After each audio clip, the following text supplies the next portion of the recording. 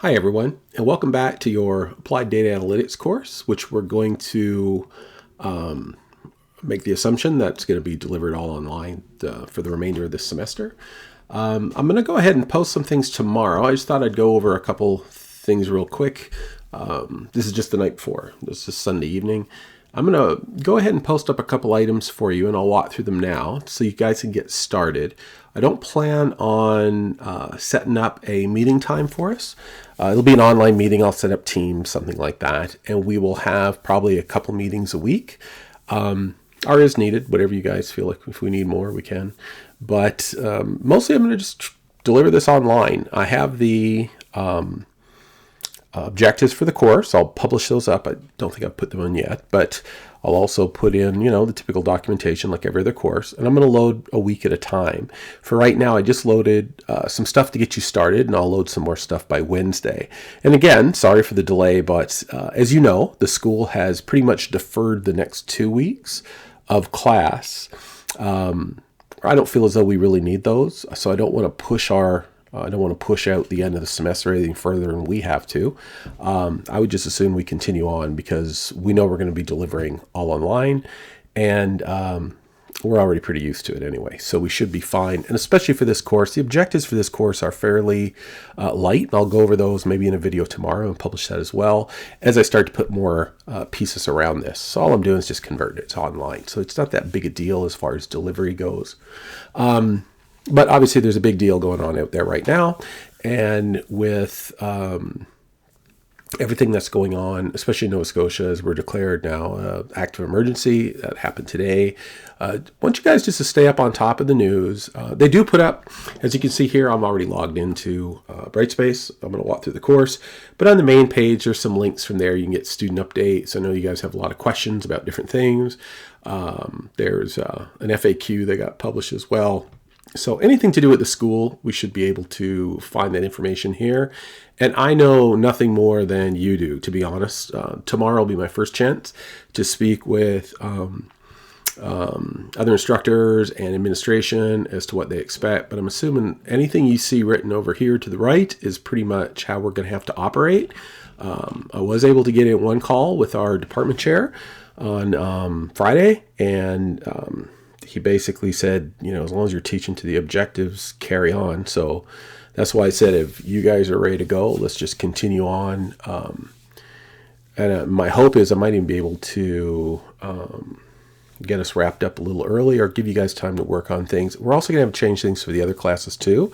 So stay tuned for more of that. And I sent out an email before, or an announcement before. Pretty much everything's the same as in there. I don't expect we're going to have that science fair kind of approach, so I'm going to really push you guys to take your capstone projects, just like this project here, and push any results out.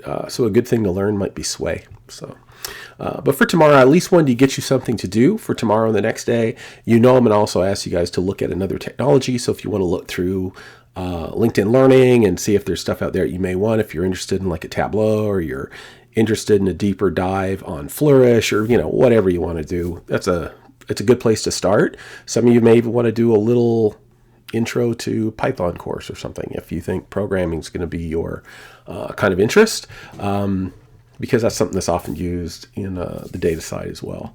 So just to get you started, let's go through that. But that's pretty much the overview of everything. And we should be able to go through this fine. Just bear with me for a couple days. I'm definitely not going to need the whole entire 2 weeks. I'm asking for 2 days to kind of get set up and get going. But I have an idea what we're going to do. So when you log in again, Capstone, I'll put out a meeting, or I'll put out a video just like this for probably tomorrow night or Tuesday, so you guys can find out what we're going to do in there. We're just going to meet the objectives and make sure you guys have something you could use going forward. That's what counts the most for me. The Applied Data Analytics course, let's dig right into that. There isn't going to be a lot up there yet, but things to follow tomorrow. An announcement should show up. Of course, it won't show up yet because it's not open yet. but it'll just be this first page. I'll also include this short video. So in the overview itself, basically I'll just put this video in there as well, so you can kind of see the links and what I'm doing. So no different than before. We log in, you're going to have your content. The course documents I have not uploaded yet, but I will load them. Nothing's changed as far as the objectives go, the course objectives. Obviously the course outline is going to be a complete wash because we're going to do a little bit different. I'm also going to, like I said, use what's going on currently. It's not a very uplifting or cheery topic, I know, but it's real, and it's you know, this is our work. And so basically in our craft, you're going to find out it's not like sample data. No one really knows. That's why I always get kind of cynical about when you hear people talk about, well, we created this AI or whatever, and it could do all these things. But in reality, when something really happens, this is pretty much the way it is. You never really know what's going on until it starts to happen. Like just now we talk about flattening the curve, which I'll talk to you guys about in a minute. And that's something that most people don't even understand. So some friends of mine at NTV asked me to do a little put together there. So I did a little analysis for them and give a explanation kind of at the layman's terms. So I'll cover that in just a minute too. And I put that in your links. So for the class meetings, again, there's nothing official, but based on everything I can see, we've got at least 72 days at the minimum of pretty much what you see now. And it could even be a little bit longer because luckily Nova Scotia is a little bit later to the to being involved, like many other provinces such as BC, which are going through a real tough time right now. So, you know, do your part and all that, and watch the data because it gives you a good idea of what's going on and how long this will continue. So our class times, we're going to be online. I'm thinking about like meeting at 9 in the morning till 10:30 or something. Not long, just to answer questions. If you guys want some things done for examples, I'll create them, that kind of thing. So it'll be we'll make it just like an online meeting. It'll be a little bit different than your other courses, but not that different. So we'll just set up hour and a half meetings. You'll have stuff you can do. The good news with this project is it's really just a culmination of everything you've done till now. You can integrate the kind of stuff you're doing as well into your capstone project. So that's pretty easy to do. Tomorrow and the next day, I'll start establishing these teams groups and times, etc. I'll also put up a chat group for you guys so you can, in the course itself, I might even try and do that tonight before I go to bed, so you guys can basically treat it like your own discussion board, or I'm trying to pivot data and I don't remember how I did it. What's a good tip? That kind of thing. So I'm going to let you guys, you guys are getting ready to go out in the field, so you're going to get used to that. Don't go too Stack Overflow on me. You guys know it drives me crazy, but have fun with it. Kind of think of it like your own little Stack Overflow. Shoot, I might even call it that, the Stack Overflow group. So you can go in there, you can give a demonstration, you can do all kinds of stuff, and and it's a lot less pressure because all of us know each other. So amongst peers, sometimes it's fun to kind of do that. So that's something I'll set up in here, just under probably the groups themselves. I'll just open up our communication. I'll just set up a chat and let you guys post whatever you want, and you can help each other out. So now you're kind of the point. You're going to start learning from each other, learn from online, but be very discriminative about what you see online and how you use it. That's really important. So that's kind of what's going to happen. I'll set those up, and I'm thinking probably a couple times a week, and I may do it like it, who knows, 10 to 11, who knows, something like that. But we'll come up with it. If you got any good ideas, let me know. I'd like to see just complete our courses by 24 April. I don't see any reason to expect something different the 2 weeks after April and the 1st of May. We can all hope for the best and hope that, things, maybe the virus runs its course or whatever, but it's not looking as such. So we can assume that, we can finish up our actual coursework by 24 April. All the other things around work experience, etc., we'll discuss that later as we go too, and I'll cover that in the other class, the ones we do on Tuesday, Thursday. So I'll bundle all that together, including things like, work experience, and of course no one's going to know what's going on there yet either, but what could be some alternatives, what could we come up with, and then as well as portfolio, that type of thing. So we'll take care of that the Tuesday and Thursday. But on this one, we'll stick to this project so you guys can get something out. And this could also be something you could use in your portfolio, or heck, it could actually be your portfolio for all I care. So it's up to you on how you want to do it.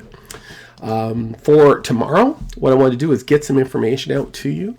So again, I'll have more stuff posted by Wednesday for both courses, but for now, I wanted to at least get you started. So I was going to show you that I want you guys to work with the same data set, and it's not a very complicated data set. It's actually quite simple. You're just going to have to do some pivoting, do some ETL. So this will be a good, the first part of this week, spend some time in this data doing some ETL on it. It's up on GitHub. If you want, you can use this with GitHub Desktop. I actually download it, and then I automate this coming down. I automate building it each day. So that's one thing you can do. You can also look for other data out there. You'll see if you go online to the Stack Overflow type crowd, they complain a little bit about, the data is behind, or the data is this, data is that. But it's the authoritative source, and this is pretty typical for data that's coming in as it's happening. So not a great experience for you guys to have your first time out, but this is a real life experience. So we might as well work with it. So it'll be a good example for you guys.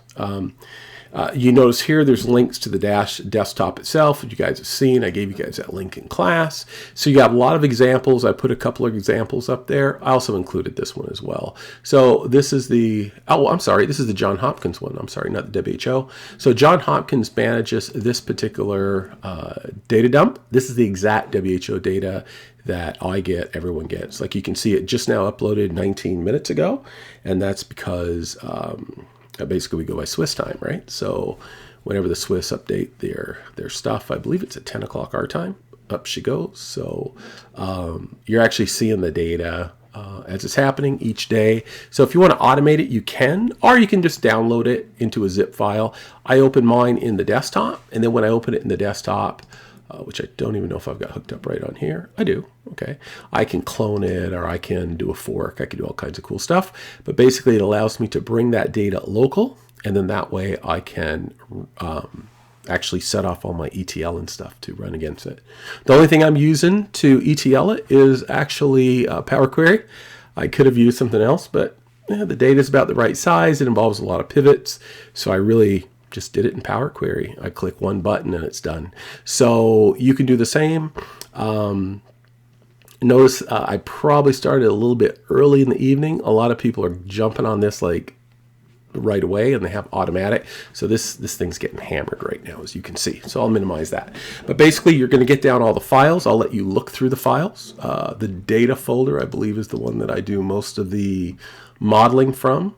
It is, and then the COVID-19 time series. So in here, these are the primary files that you'll use, are these particular ones, and it's the confirmed, recovered, and deaths, like the ones you'd expect. Then I have a summary one too. They just started these two. I haven't even looked at those. But you can take these and recreate all that as well. So spend some time in the data. We're going to do more dimensionality around it, and I'll give you more things to build to the data as well.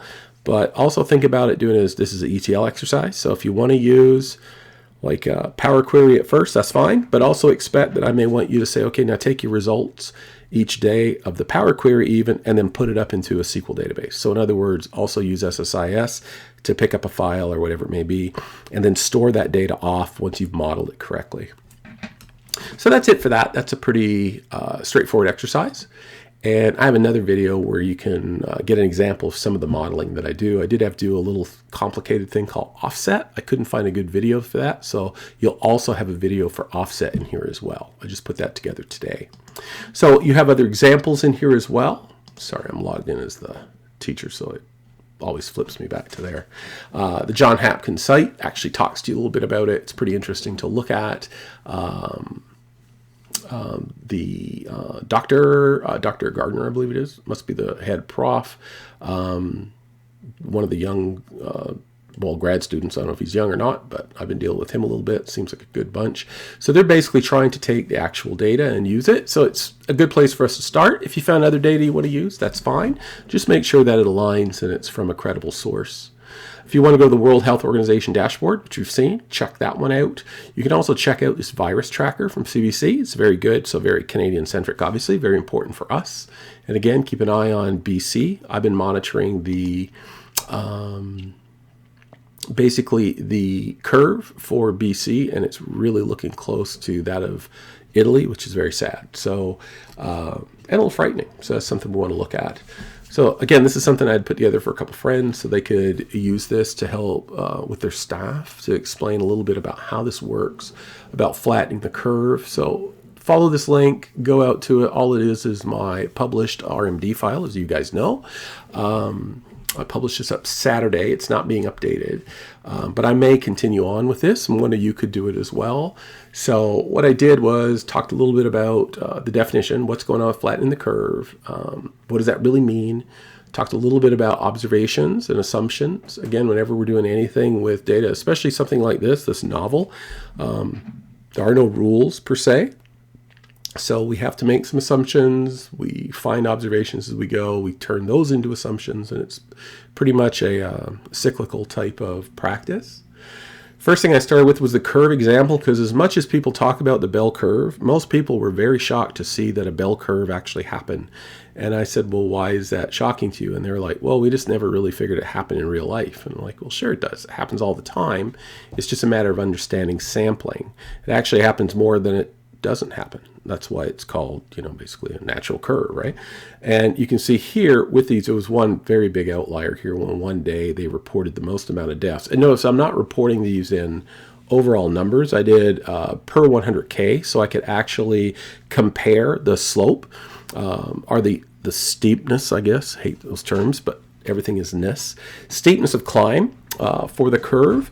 Notice here China, of course, has been all the way through the curve. We shouldn't say all the way through. They're having secondary, they may see a secondary curve actually because of secondary infections and just basically other places getting hit that weren't hit before, China being so large. But per 100,000, basically what you see here is the numbers, and following that link, you can have a look at that and get a feel for what I did here was I just took China from the very first reported dates, which are back in 1231. So all the data is from 1231. And then the last one in this particular case was 321, because that was the day before I created this. So what this did is gave an idea of what a curve is, and I really discussed about this is where the rise in the curve is important. The flatter the curve, the better. Even though this looks like a flat curve, this actually is not a flat curve. This is pretty peaky. And if I was to take out that one outlier, you'd see it would really be quite peaky. So that's something you can do as well when you're in the data. What I did here was the same thing, looked a little bit at the per 100K, just a bit of a blow up here. Actually here, let me have a quick look. No, both cases per 100K, just another cut of it. So this is the deaths. Oh, I'm sorry, this is the cases.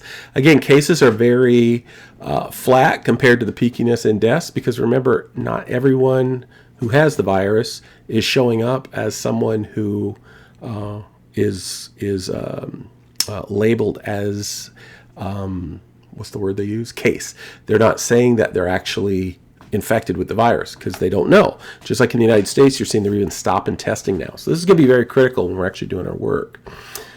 Deaths, though, we do know if they died by the coronavirus. So here you can see, because the peakiness is higher, just for a quick look, it gives you a quick assumption would be we're probably not seeing or capturing all of the true cases, all the confirmed cases in comparison to how many really have it. So that's where you can kind of visually get a real look at that normal distribution or that bell curve, and then say, hey, is this really reflecting what we think we're seeing? So here, cases pretty flat, but remember, not everyone who had the virus was tested, even in China, even though they did a lot of testing. And here you can see, and notice it's a little bit more, I guess you could say left skewed here, and from earlier, and gives you a little bit of idea of how much more peaky it is. So the kurtosis, a little bit higher score than the actual cases. Same thing here with Italy. You can see Italy is our bad case, our worst case scenario. So I use Italy as the comparison because, as you know right now, Italy is still not hit the top of the curve. And we're a couple weeks, probably 12 days behind Italy based on my guessing. And what I mean by behind, it just means that we could see the same thing. We're just a 12-day lag. So here you're seeing leading and lagging indicators. So Italy and the UK might be more of a leading indicator, but for some reason Italy really It started early. There's even rumors that they think that the virus could have been present there as early as December and possibly November, same as in China. So obviously they're I don't call it a worst case scenario, but a very not good scenario. So what we can do is look at that and see, because we understand, because we already see what's happening. That's that historical looking, and we can't say looking back, we're watching it as it happens. We can see that this is, they're going through some very tough times right now. And so we can see kind of how bad this can be if it's not, if some of the strategies employed don't work. So obviously social distancing and stuff is to help reduce that. So what we're doing is we're trying to reduce that slope to be as less vertical as possible. And if you look at us, Canada down here, along with the United Kingdom and the United States, you can see we're actually doing much better than any of those 4 countries that I've picked for the sample.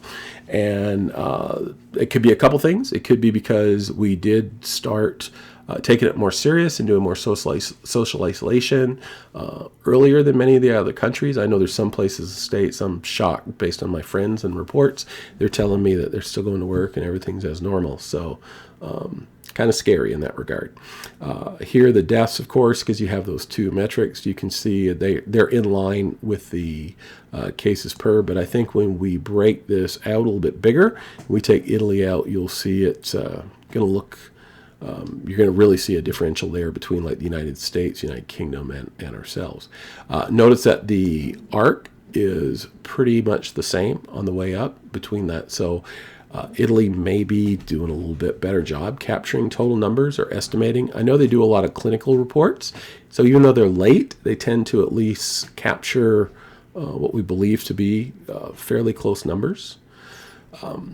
Now let's take Italy out. So what I did was took Italy out because the discussions for the NTV crew, obviously out of Newfoundland, so they wanted to look a bit more at how it's affecting Canada right now. Newfoundland's numbers are so low, there's really nothing we can chart or graph to really give a good visual comparison. So without Italy here, you can see, I'm just taking in Canada, United Kingdom, and United States. And here you can see Canada is definitely on less of a vertical trajectory, which is a good sign. That's the flattening of the curve.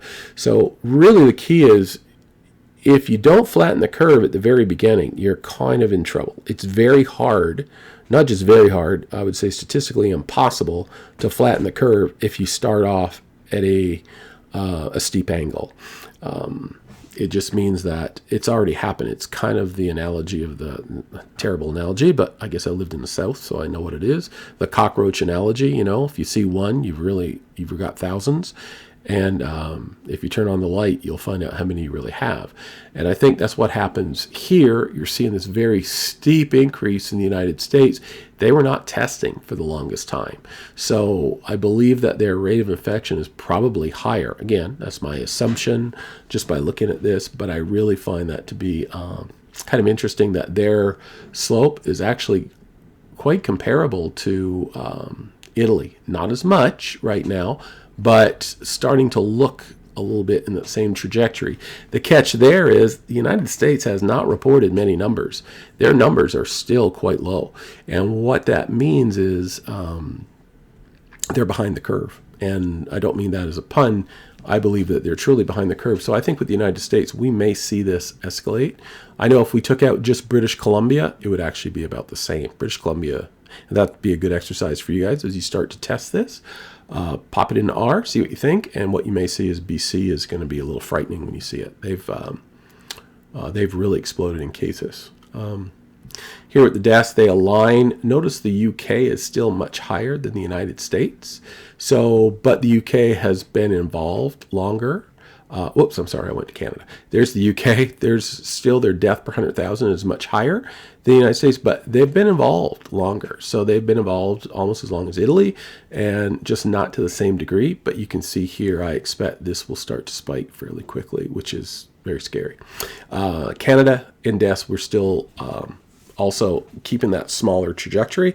So again, this looks like if you wanted to, obviously you can't call anything this early, but you could say that maybe some of these earlier interventions where people were more aware quicker, started to isolate more, made it more of a public health issue, because in the United States they struggle with the public health system, but we have got a good public health system, and so will that make a difference or not? Well, that's something that we might want to look forward to as we go. And again, I'm measuring these by deaths per 100,000, so this isn't just the deaths or the cases per 100,000. This is, per the entire country, because obviously the states are 10 times bigger than us.